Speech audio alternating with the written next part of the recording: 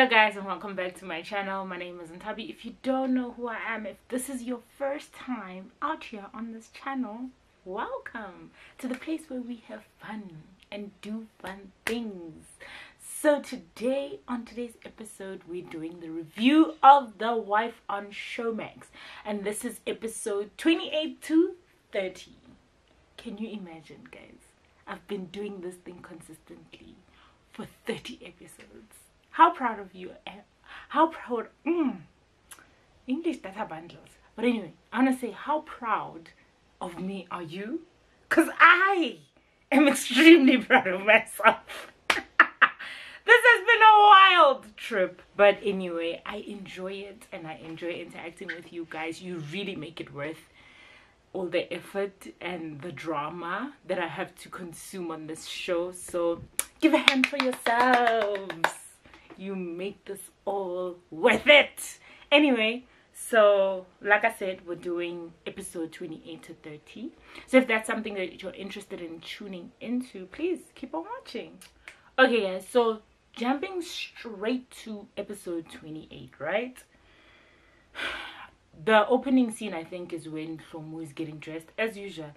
Like, I don't think we've seen a person more in a towel and a shower cap than Shlomo in any other show made in SA. Girl lives in a towel.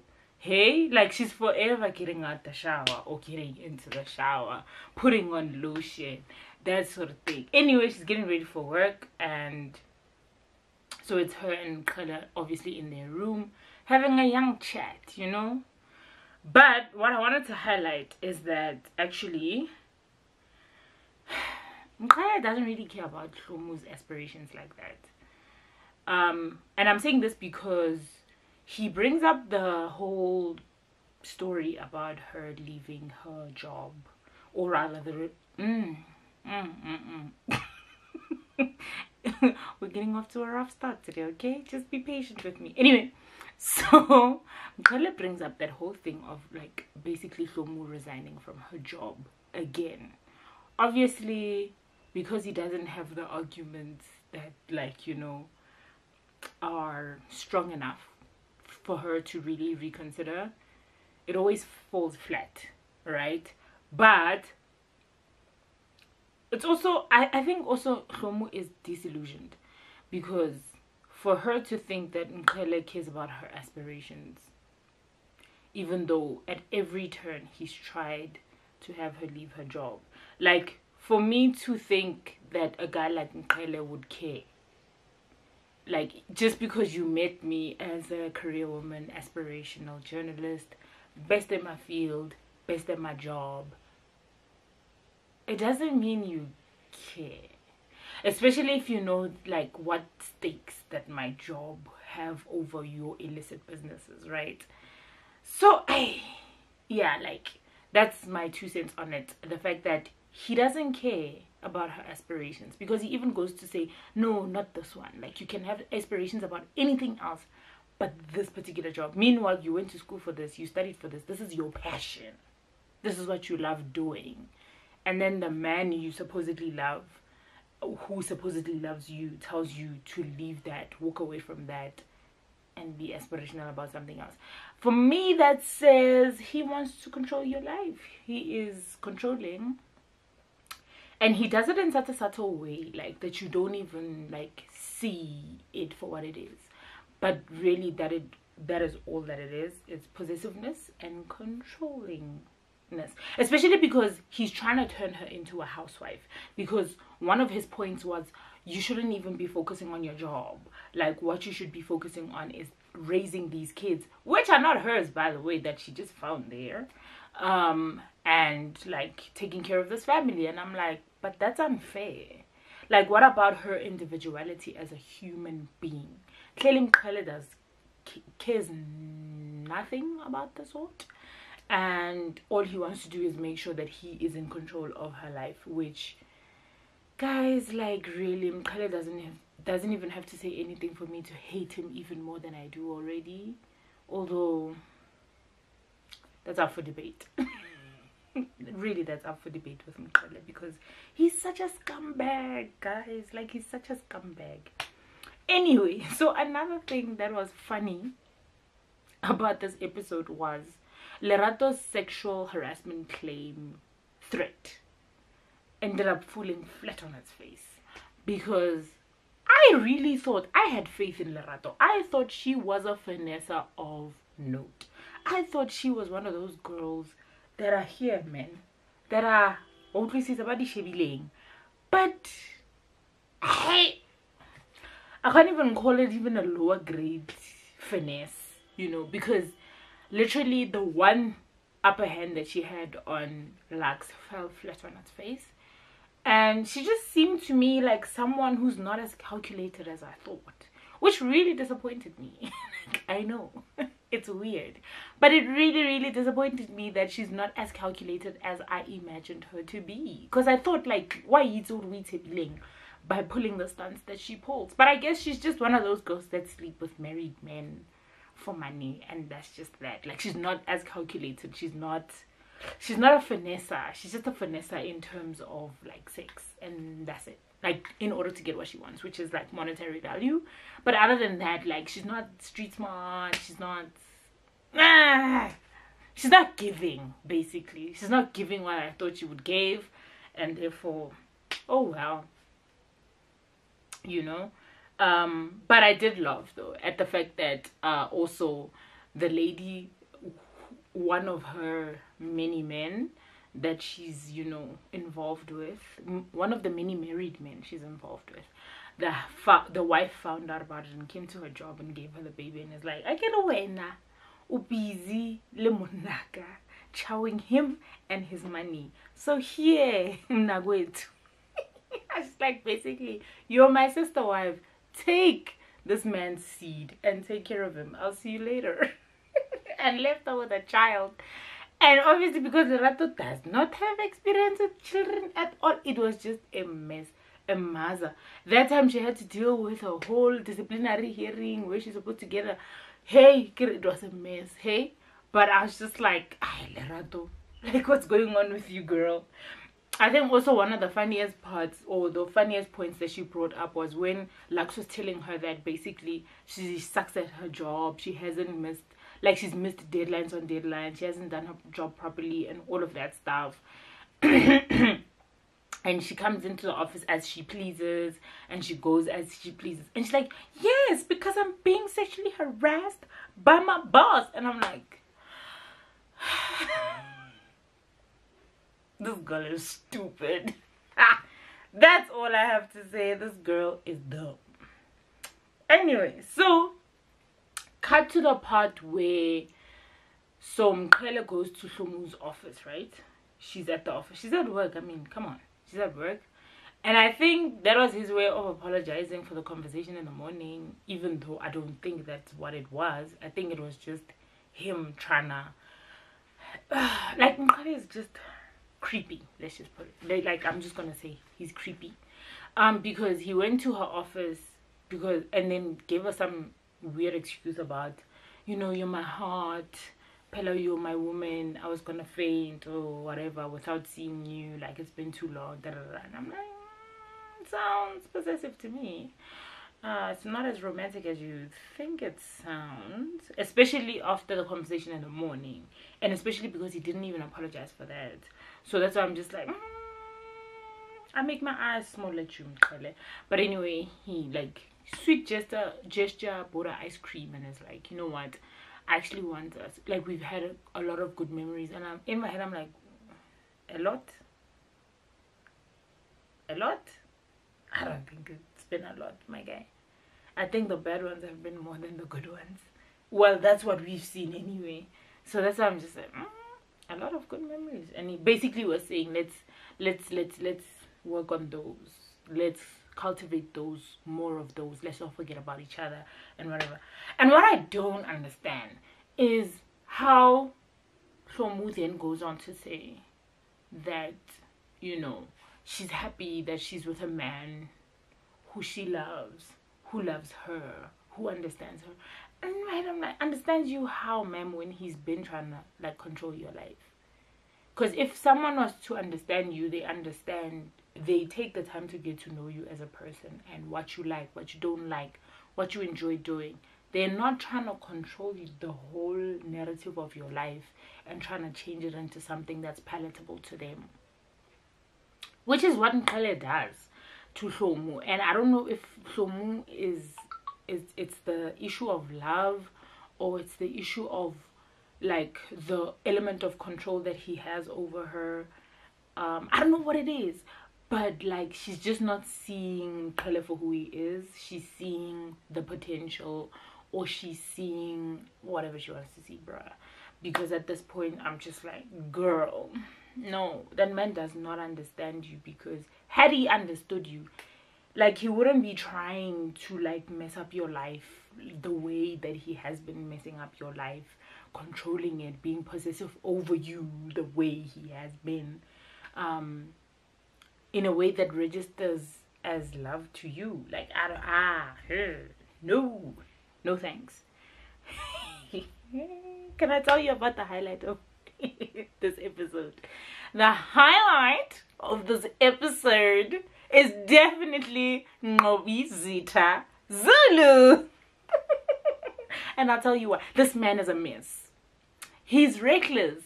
He is crazy. How do you sleep with the commissioner's wife, bro?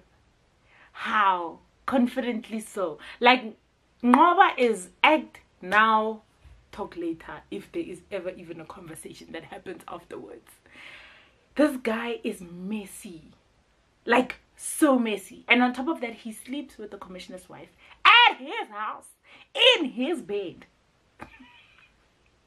Not in him and Mandisa's house. I mean the commissioner's house and the commissioner's bed. And all I'm saying is, Ngoba, I guess, why ikiti and hore we tepileng mo lifeng hore sethunya wa sebetha. Therefore, he can be that reckless. Because honestly, I don't understand this man. But also, le mosadi na mtsa mo lebeletse ka ditlhonyana le wa le bona ne le hore, like, come on, big boy, you wanna chill with the big boys. Come through with it. Let me see what you got.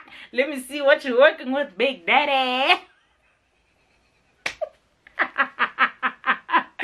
Also, basile balitu, it's not just on Ngoba, but also this woman, because they are now fat looks. Le Ngoba adi catcher and Zalimo. These two, I don't know what's gonna happen to them, but I hope for their own sake they never get caught. Because if they do, Mandisa is going to skin this girl alive. Also, I don't know what the commissioner is going to do to Ngoba, if he can even do anything to him. But it might mess up like their plans about getting Zandile out of prison. So I hope they don't get caught. I hope they don't get caught. Because the thing is with Ngoba, when he messes up astronomically. Right? Like, whereas it doesn't just affect him, it affects everybody. So I hope they don't get caught, because then it could mess up Zandile's, situation, and that wouldn't be cute. That wouldn't be nice. Not for anybody. But also, Ngoba is a G. That's all I'm gonna say. Anyway, so moving on to episode 29, right? So our episode 29, Nkele's there, confidence on fleek. We really breakfast in bed for his wife. That time he's so confident, guys. Like, hey, I put my foot in it. Like, listen here, when Mazulu, I go tenter today. Hey! Shlomu, what taste ngwana batho, because I mean, you are the wife. And about we read the breakfast in bed. Mara mugelo wa utor adibetimo. It's not happening. And he's so confident about it that time. And in my head, I'm like, how do you ruin breakfast? Like, how horrible are you at frying an egg? Just fry an egg, my guy. Like, just toast. Toaster. You set the timer. It comes out on its own. Like, how bad are you at making food that you mess up breakfast? Literally the easiest meal of all that you could do. How do you mess up breakfast? But anyway, guys, I don't wanna lie. Also, Nkosana, how does he not tell the mother of his child that his child passed away and wait until they bury the child? Like, what kind of nonsense what kind of nonsense is that? How do you not tell the mother of the child that the child has died? How do you wait a whole 2 weeks later after you bury the child? Agahani is Sandile's in prison. There was nothing they could do about it. And also, they decided amongst themselves that they're not going to tell the kids about Zandile. But for real, dog. Like, no. No. I don't agree with that one. And also, having to have Mkhele tell Nkosana to tell Zandile in the first place was just awkward. Anyway, so yeah, like, I didn't understand, like, how Nkosana, like, was okay with not telling Zandile this whole time. And he had to be convinced to actually tell her that the child has died. Like, I wonder, had Mkhele not insisted on him telling Zandile, like, how long he was going to keep up the charade, or how long he was simply not going to tell her anything. Like, what? Hi, man. I don't expect this kind of behavior from you. I really don't. So, I get it, guys. In the previous episode, at the end, Lerato got fired, right? So, in the end of this episode, she comes back to get her stuff. You know, like, hey, pick up whatever that she left at the office. Now everybody's watching her, like, strangely at the office, like, as in, what are you doing here? And then she just has this outburst in typical Lerato style. But now for me, the funniest part about this outburst was when Lux actually should have stayed away, because she wasn't going to, like, create a whole scene or whatever. Until Atlahel, and he's like, like, we were not gonna have a problem, right? And that ticked her off, because then she detonated, basically screaming and shouting and causing the scene that Lux was saying basically was not going to happen. But the funny part about that whole outburst is when she tells Lux that Ibida, you know, 1 minute man, and then she changes it to, no, in fact, 2 minute man noodled, 2 minute, yeah, we say 2 minute man noodled ambassador. And I'm like, huh? An extra minute. Because at first she says he's a 1 minute man, I get. And then now she says he's a 2 minute man ambassador. And I'm just like, how scorned are you? And then she says, Ibile, neke batla go user, mara ha o use because o useless.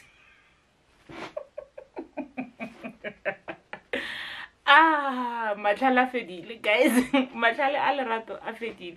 Then she goes on to say, like, when she eventually leaves the building, she goes on to say, yeah, I know many politicians, I'm going to get them to sort you out, deal with you, what. And I was just like, girl, like, I don't understand why she, like, the outburst, because it's not like she actually even liked her job. Like, Lerato hated her job, guys, if we're being honest. So I don't understand it. I don't get it.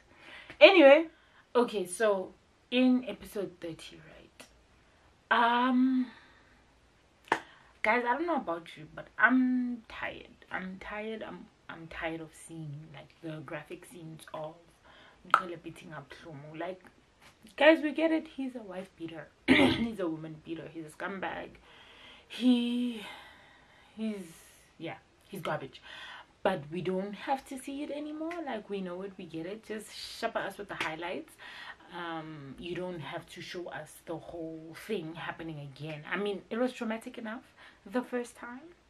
Now to do it, like, we don't have to see it every other week. Okay, thank you so much, but stop it. Although I want to say that someone not being able to have a life outside of Mkhele is concerning, because wow, this guy's possessive. Like, he's so possessive and so controlling, because it's not like he didn't know that she was basically out with her friends when he saw the notification, and didn't know that basically they were out drinking, right? And then the obvious place that they would go after drinking, if not her home, would be her flat. So why is he acting like she didn't know, like he didn't know where to find her? Because we know he's that possessive and he's that crazy, and basically he tracks her every move. So why is he acting like a child? A child. Why? Only to work himself up. Also, like, busy calling her to get himself worked up and stuff. Like, this guy is exhausting. Like, the way he just rationalizes things in his mind about his wife is really exhausting. And it's exhausting to see how much he wants to control this woman's life. And then, like, and I think also what pisses me off is, like, we see it all. We see it all, like, this guy's possessive, this guy's controlling, and does all of these things, right? And then, to some extent, to some degree, we could even attribute it to never having a mother's love for as long as normal people do, like, because their mother died when they were small children, right? So you can tell that maybe it's that craving of a mother's love, and that's how he attributes his love to Hlumu. And when he doesn't get it, when she's not easily accessible like how a mother normally would be to her children, he loses it, right? Which is crazy. But yeah, like, it's really concerning the way he doesn't allow her to have a life outside of him, even though she had a whole life before she met him, and he expects her to just drop it at the flick of a hat, which, is annoying. But what I do want to mention also is the fact that all of that will happen. Like, Hlumu will be beaten to a pulp, all of those things, and then in turn, after being healed and like afola and stuff, she will turn to him and say that her happiness is in him. What fresh crack is that? Personally, I think it's Stockholm Syndrome. She's already in it. Remember? I think it's Stockholm Syndrome. Because how is your happiness in a guy that brutally hurts you at every chance they get? How do you find even happiness in that? Nah, dog. Or maybe, like, it's in the frequency of the beatings. I don't know. But no, that's fresh crack. Hey! And I think also the plot twist in this week's episode 30 is then when she eventually gets the strength. Oh, wait, before you even go into that. So after the beating, she crawled her way into the shower. And we had found out earlier that she was indeed pregnant, but she's not anymore because she's bleeding. So which means she's having a miscarriage. And I mean, it was a young pregnancy, man. We don't know how long, but I'm sure it was a couple of weeks. And then she crawls into the shower basically because she had already switched on the shower water before the welcome home beating. Then she crawled into the shower and she keeps on bleeding and bleeding and bleeding, and she just sits there basically letting the water flow, right?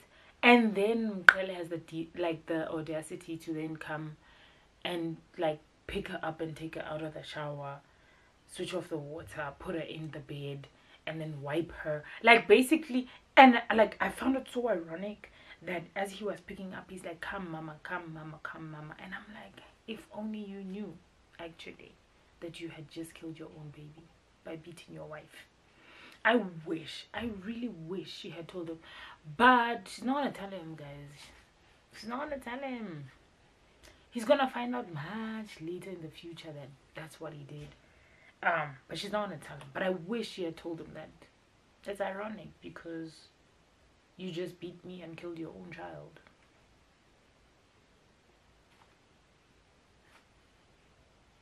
You know what I mean? But anyway, puts her in the bed, wipes her, like, basically is being all gentle with her and whatever, and then after wiping her and doing all of those things and putting a blanket over her, he kisses her on the cheek and says, I love